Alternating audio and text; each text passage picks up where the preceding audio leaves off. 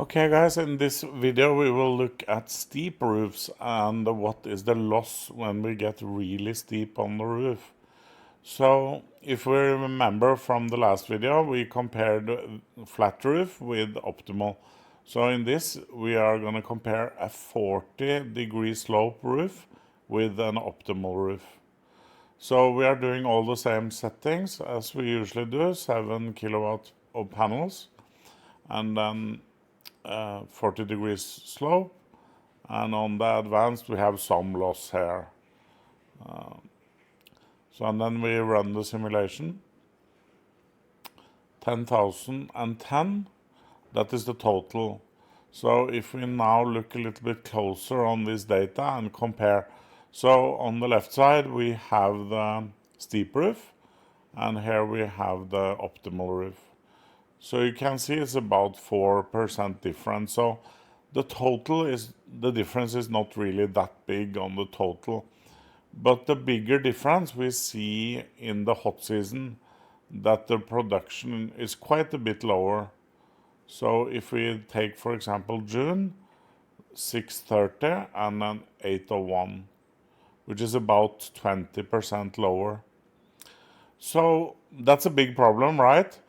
Yeah, sort of, because yes, it's 20% different, but if we have this situation, we can make a configuration with 20% more panels. That does not increase the system price by 20% because it's only the panels in most cases that we have to increase.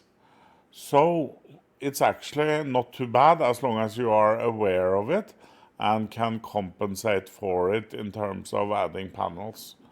So when you have this kind of situation with a steep roof, now 40 degrees is very steep. We don't regularly meet those steep roofs, but when we do, we have to compensate, or at least have that in the back of our mind, that we should compensate in terms of more panels. So overall production is quite equal, but the hot season it gets low. And that's obviously logical, because when you remember when we compared to flat panels, it was the other way around, that the flat panels was more efficient in the hot season. So obviously when we go very steep, we're gonna see a loss in the hot season. And of course the other way around, you're gonna see actually an increase in the winter compared to here, the optimal slope.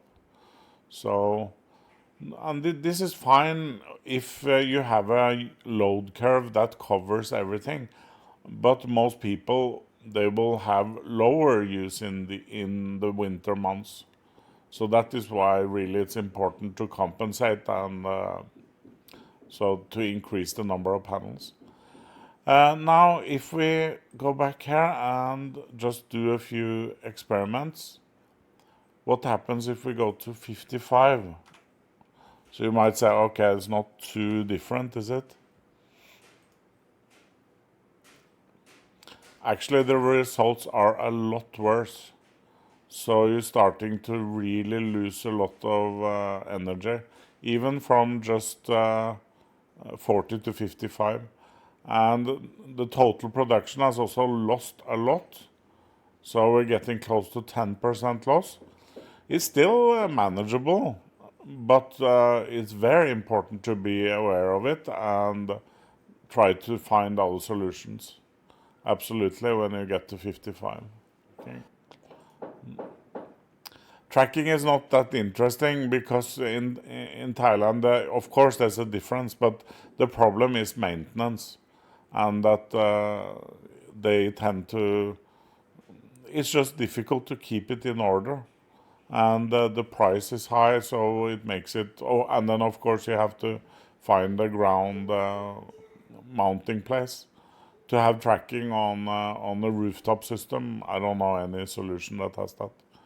It would be very, very big and difficult to handle.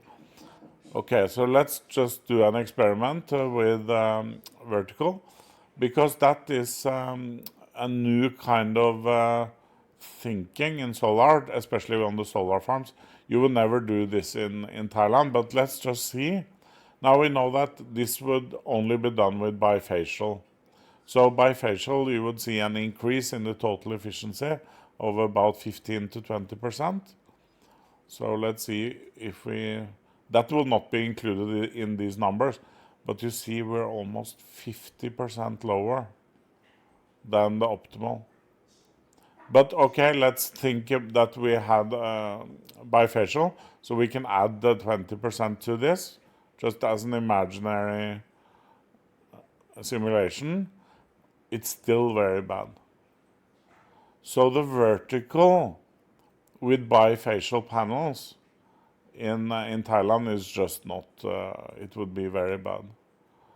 So, which is of course interesting to know, and with this PV watts you can run all kinds of simulations and find out questions that you might have, and that was one question that popped up was will a vertical installation of bifacial panels be reasonable in Thailand? And I would say it's not reasonable. So there you go.